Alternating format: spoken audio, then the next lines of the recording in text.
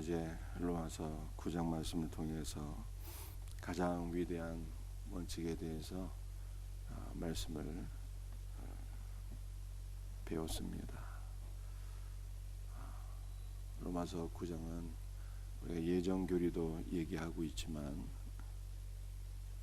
예정교리를 뛰어넘는 하나님의 가장 위대한 원칙이 있다라고 하는 것을 말씀을 드렸어요. 호세아 시대 이스라엘 백성들은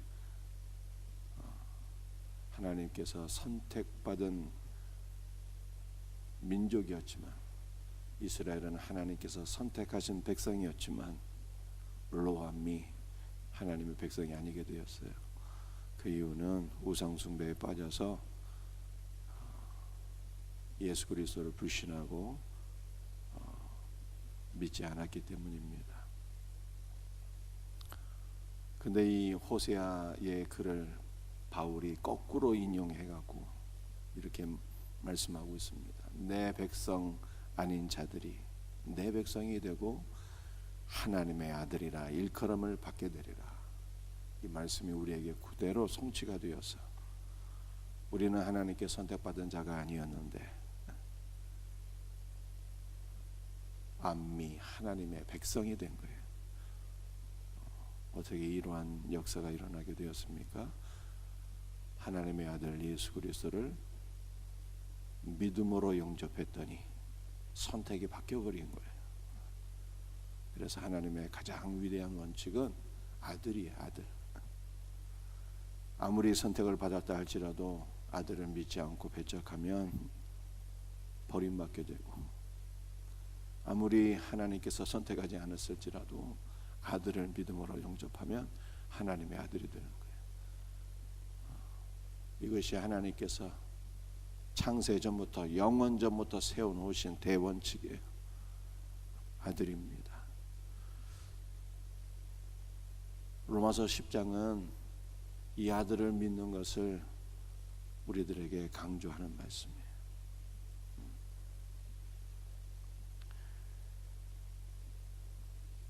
10절 말씀 읽어보겠습니다. 사람이 마음으로 믿어 의에 이르고 입으로 시인하여 구원에 이르느니라. 마음으로 믿고 입으로 시인하여. 누구를요? 9절에서 우리를 위하여 죽으시고 부활하신 예수 그리스도를 우리가 마음으로 믿고 입으로 시인할 때 구원에 이르게 된다라고 말씀을 하고 있습니다. 11절에는 이렇게 말씀하고 있죠. 성경이 이르되 누구든지 그를 믿는 자는 부끄러움을 당하지 아니하리라. 누구든지 그를 믿는 자는 부끄러움을 당하지 않게 돼. 세상의 왕후 장상도 예수 그리스도께서 재림하실 때 산더라 무너져라 바위야 무너져서 내 위에 나를 가려다오 이렇게 외치게 되는데, 재림하시는 예수 그리스도를 뵐 수 없다는 거죠. 재림주 예수 그리스도가 너무나도 두렵고 무서워서 산더라 무너져라 바위야 무너져서 내 위에 덮치라 이렇게 고백할 정도로 예수 그리스도를 두려워하며 수치를 당하게 되는데, 그러나 주 예수를 믿고 그 이름을 부르는 자는 부끄러움을 당하지 않는다. 제가 청소년 시절에 가장 사랑했던 말씀이었어요. 집안이 너무 가난하고 어려워서 이 말씀을 딱 읽으니까, 야, 내가 이렇게 가난하고 어렵게 살고 있지만 주 예수를 믿고 그의 이름을 부르는 자는 부끄러움을 당하지 않는다고 했으니까 앞으로 하나님께서 나의 삶을 책임져 주시겠구나.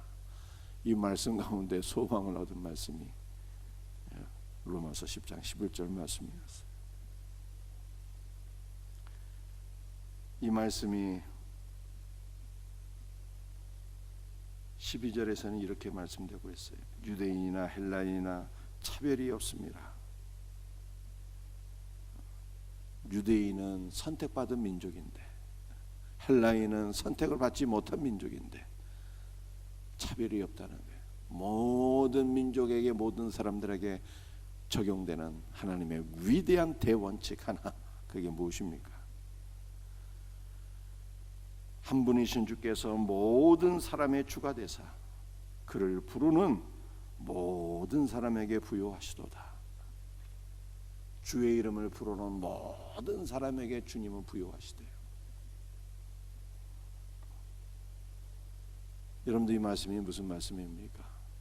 주 예수의 이름을 부르는 모든 자는 주님 안에 있는 모든 것을 공급받게 된다는 거예요.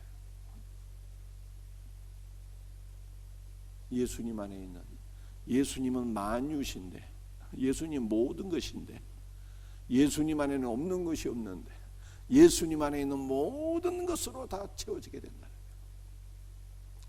그리스도의 신성으로, 그리스도의 아름다운 인성으로, 그리스도 안에 있는 영원한 생명으로, 능력으로, 사랑으로, 은혜로,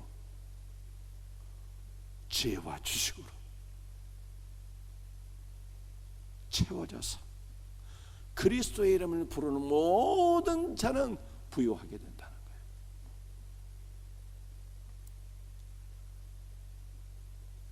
성경에서 가장 중요한 말씀, 주님의 이름을 부르는 거예요. 주님의 이름을 부르는 자는 주 예수로 충만하게 되는 거예요. 성경의 진리가 어려워서 모르겠다고 하시는 분들 계신다면 그냥 주 예수의 이름만 믿음으로 부르면 되는 거예요. 주 예수의 이름을 부르는 모든 자들에게 주님은 부욕하게 하신다, 이렇게 말씀하고 있어요. 13절에서는 이렇게 말씀하고 있습니다. 누구든지 주의 이름을 부르는 자는 구원을 받으리라.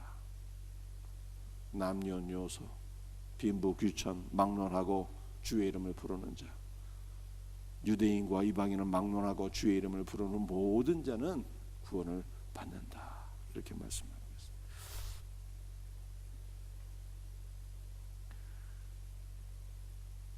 여러분들 주의 이름을 부르기 위해서는 무엇이 있어야 됩니까?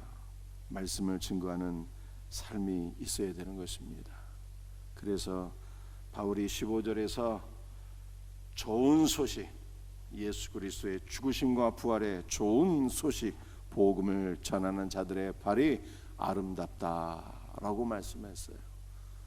오늘도 우리의 삶이 주 예수의 복음을 증거하는 복된 발걸음이 될 수 있기를 예수님의 이름으로 축복합니다.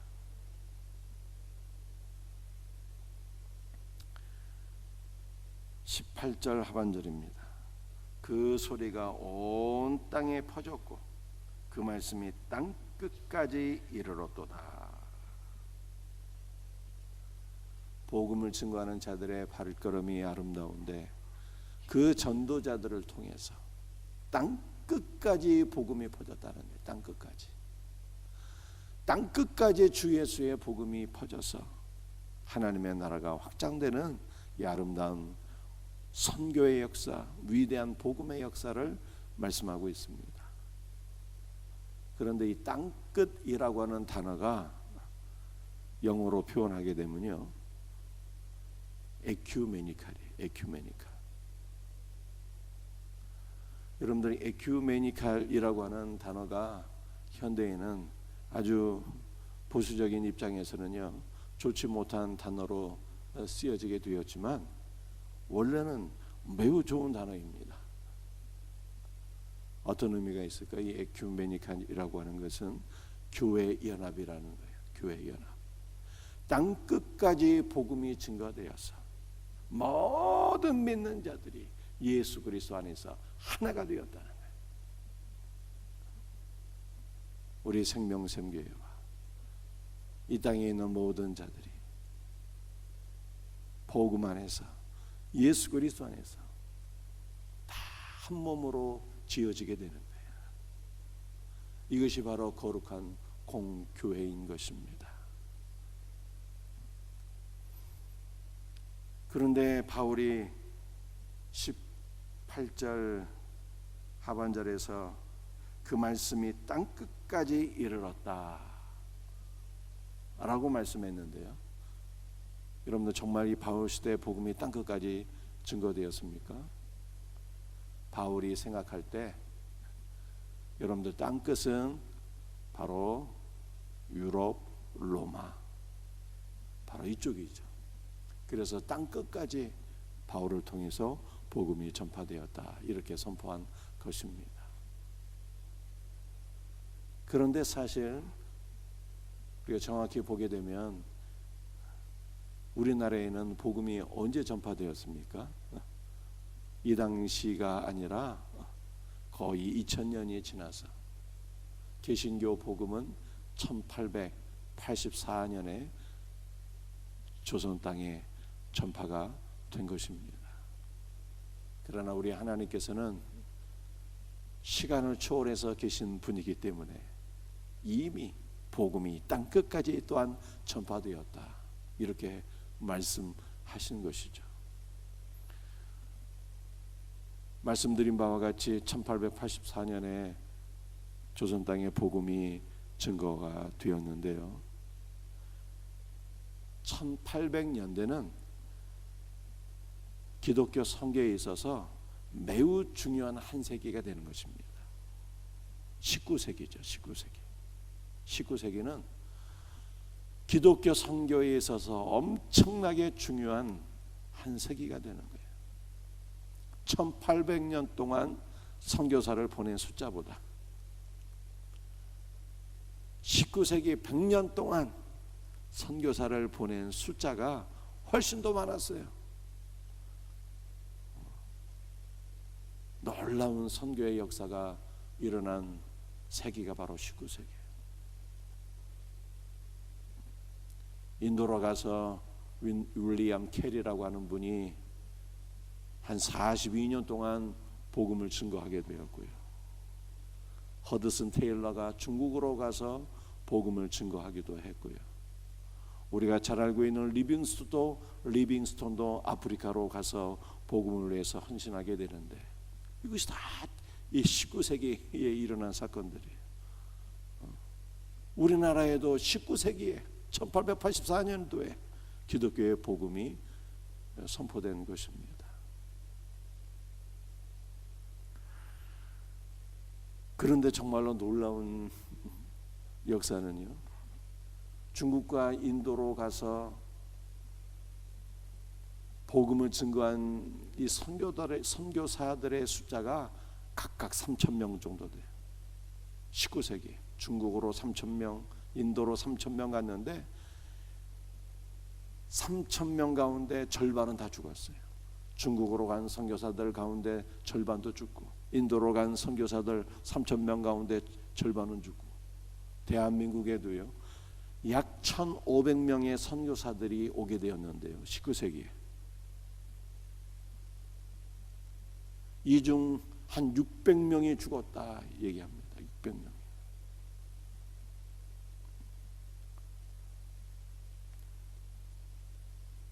그런데 너무나도 놀라운 것은 이렇게 많은 선교사들이 하나님의 복음을 위해서 헌신해서 땅끝까지 주의 복음이 가득하게 되었는데, 중국으로 간 선교사, 인도로 간 선교사, 아프리카로 간 선교사, 일본으로 간 선교사, 조선 땅으로 온 선교사들도 있었지만 그들 가운데 아무도 몰랐어요.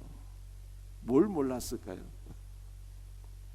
어디서 주님의 복음이 강력하게 역사하여서 많은 영혼들이 주님께로 돌아오게 될런지 아무도 몰랐어요. 그들은 단지 보내심을 받아서 주 예수의 복음을 증거할 뿐이었는데, 하나님의 강력한 역사는 어디에서 일어나게 되었을까요? 바로 조선 땅에서 일어나게 된 것입니다. 그러므로 저와 여러분이야말로 하나님께서 택하신 민족이요 왕 같은 제사장이 아닐 수가 없는 것입니다. 제가 맨 처음에 이 에큐메니칼이라고 하는 교회 연합이라고 하는 것이 처음에는 좋은 의미였다라고 말씀을 드렸는데요. 이 WCC 1차 이 에큐메니칼 이 모임이 1910년 도에 열리게 되었는데, 그때 이 교회 연합 모임에 언더우드와 윤치호라고 하는 분이 이 WCC 최초의 모임에 참가하게 되었어요. 그러므로 뭐가 성취가 된 것입니까? 16절에 보면은 바울이 이사야의 말씀을 인용해서 이렇게 얘기합니다. 이사야가 이르되 주여 우리가 전한 것을 누가 믿었나이까? 라고 하나님 앞에 말씀드리게 되는데, 시간이 2000년이 지나서 조선 땅에 복음이 증거되어서 언더우드와 윤치호가